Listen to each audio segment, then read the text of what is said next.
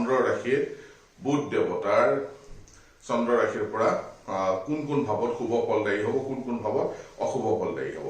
Transit মনত ৰাখিব বন্ধুসকল যে ট্ৰেনজিট যেতিয়া চাম আমি সদায় চন্দ্ৰ ৰাশিৰ পৰা চাম, ঠিক আছে। কাৰণ কিয় ডে টু ডে যিটো ফল কথন আছে সেইটো আমি চন্দ্ৰ ৰাশিৰ পৰা চোৱা দৰকাৰ। কাৰণ কিয় চন্দ্ৰহে মেইন যে মনত সুখ শান্তি আহিব নে নাহে। যদি কাৰোবাৰ অজস্ৰ সম্পত্তি আছে কিন্তু মনটো দুখী হৈ থাকে তথাপিও আমি ক'ব পাৰোঁ যে তেখেত সুখী নহয়, ঠিক আছে। এটা কথা আছে যে জ্যোতিষত যেতিয়া আমি প্ৰথম শিকিছিলোঁ তাত কোৱা হৈছিল যে চন্দ্ৰ মনুষ্য যত চন্দ্ৰ মনৰ কাৰক গ্ৰহ। যদি মন প্ৰফুল্লিত হৈ থাকে যিকোনো ক্ষেত্ৰতে আপুনি আনন্দ উপভোগ কৰিব। টকা পইচা নাথাকিলেও থাকিলেও আপুনি আনন্দ পাব। সেইটো কাৰণে চন্দ্ৰ ৰাশিৰ পৰা ট্ৰেনজিট চোৱা অত্যন্ত দৰকাৰ। চাওক দশা অন্তৰ্দশা ইভেণ্ট আদি আমি লগ্ন কুণ্ডলীৰ পৰা চোৱা দৰকাৰ, কিন্তু যেতিয়া আমি ট্ৰেনজিট চাম সদায় চন্দ্ৰ ৰাশিৰ পৰা চাম। সেইটো কাৰণে আপোনালোকেও এই ট্ৰেনজিটবিলাক ৰাশি হিচাপে পেপাৰত মেগাজিনত টিভিত যিবিলাক পায় চব চন্দ্ৰ ৰাশি হিচাপত দিয়া থাকে। আৰু চন্দ্ৰ ৰাশিটোৰ পৰা আমি মনৰ যিটো ভাৱধাৰা আছে সেইখিনি বুজি পাওঁ। তো আজি আমি কি চাম যে placement of mercury, placement of mercury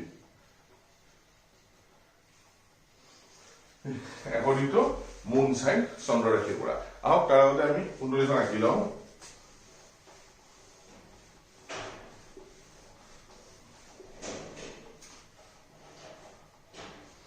আমি মেঘ ৰাশিৰ ৰিফাৰেঞ্চ লৈ আছো ইয়াতে। আপোনালোকে বৃষৰো ল'ব পাৰে, যিহৰ আপোনাৰ যিটো ৰাশি সেইটো হিচাপেও আপোনালোকে ল'ব, তাত খুব ভাল ফল পাব।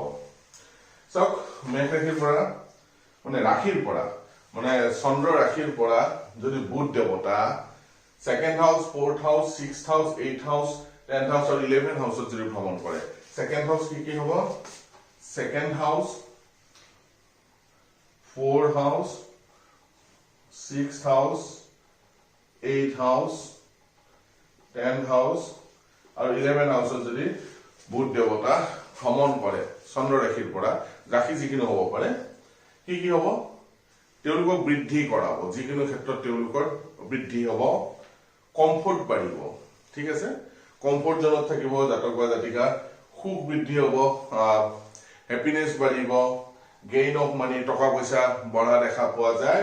আৰু যিটো ডেষ্টিনি আছে ভাগ্যৰ সদায় তেওঁৰ লগত থাকিব যদি বুধ দেৱতাৰ জন্ম ৰাশিৰ পৰা সেকেন্ড হাউস, ফোর্থ হাউস, সিক্সথ হাউস, এইথ হাউস, 10th হাউস আর 11th হাউসত থাকে। ইয়াতে সদায় বুধ দেৱতাই পজিটিভ ৰিজাল্ট দিয়ে, ভাল ৰিজাল্ট দিয়ে, পজিটিভ ৰিজাল্ট দিব, ভাল ৰিজাল্ট দিব।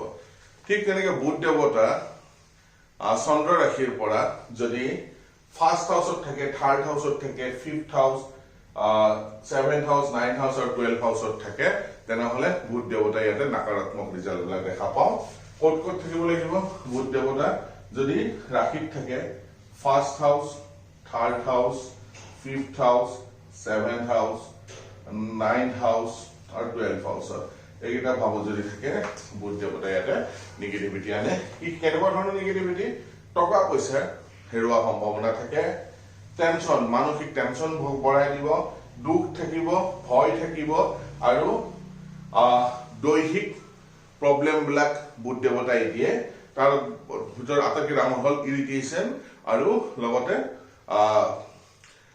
যিটো আজিকালি প্ৰায় হৈ থাকে ইমিউনিটি আদি প্ৰব্লেম আদি বুধ দেৱতাই দিয়ে।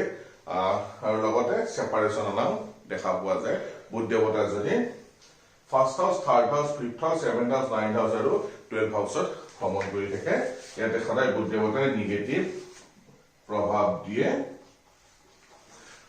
যদি বুধ দেৱতা ৰাশিৰ পৰা সেকেন্ড হাউস, ফোৰ্থ হাউস, 6, 8, 10 আৰু 11th হাউসত দিয়ে, তেনেহলে ভাল ৰিজাল্ট দিয়ে। ভাল ৰিজাল্ট মই ইয়াতে দেখাইছো। আৰু অস্পেচিয়াছ ৰিজাল্ট ক'ত দিব? ৰাশিতে যদি ভ্ৰমণ কৰে বুধ দেৱতা থাৰ্ড হাউস, 5, 7, 9, 12th হাউসত ভ্ৰমণ কৰিলে নিগেটিভ ৰিজাল্ট দিয়ে, ঠিক আছে। এইবিলাক হল ট্ৰেনজিটৰ কথা। এই ট্ৰেনজিট গোচৰ, কাৰণ গ্ৰহবিলাক সদায় এটা ৰাশিতে নাথাকে, তেওঁলোকে মুভ কৰি থাকে, ঠিক আছে।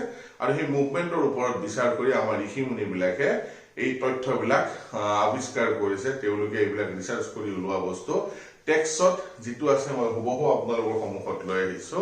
কাৰণ ইয়াতে মই নিজে ক'বলগীয়া একো কথা নাই একৰ্ডিং টু টেক্স আমি ইয়াতে আলোচনা কৰিছো এনেকে আমি গ্ৰহৰ যেতিয়া পজিশনবিলাক চাম মুন চাইনত গোচৰৰ সময়ত তেনেহলে আমি নিজেও আজিৰ দিনটো কেনেকুৱা হ'ব অহাকালি দিনটো কেনেকুৱা হ'ব আমি জানিব পাৰো আৰু আমি সেইটো ফলাদেশ কৰিব পাৰো একদম বৰ বিশেষ ইয়াতে ৰকেট সায়েন্স নাই এইবিলাক টেক্সৰ বস্তু হয় আপোনালোকে যদি এইবিলাক ফলো কৰে খুব ভাল পৰিণামবিলাক পোৱা যায় ঠিক আছে তো কিন্তু প্ৰথমতে আমি কওঁ যে লগ্ন কুণ্ডলীখন মেইন কুণ্ডলী দশা অন্তৰ্দশা লগ্নৰ শত্ৰু মিত্ৰ ট্ৰানজিটৰ সময়ত সেইটো এটা বেলেগ পাৰ্ট হ'ব আৰু যেতিয়া আমি চন্দ্ৰ ৰাশিৰ পৰা চাম গোচৰটো ডেইলি ৰাশিফলৰ কাৰণে এইখিনি অত্যন্ত দৰকাৰী বস্তু এইখিনি মানি লোৱা দৰকাৰ তো আশা কৰো এই ভিডিঅ'ৰ পৰা আপোনালোকৰ জ্যোতিষ শাস্ত্ৰৰ ওপৰত অলপ হলেও আকৃষ্ট হ'ব জ্যোতিষ শাস্ত্ৰ জানাত আপোনালোকক সহায় কৰিব আৰু যদি মোৰ ভিডিঅ' চাই ভাল লাগে তেনেহলে লাইক কৰিব শ্বেয়াৰ কৰিব আৰু সাবস্ক্ৰাইব কৰিব নাপাহৰিব ধন্যবাদ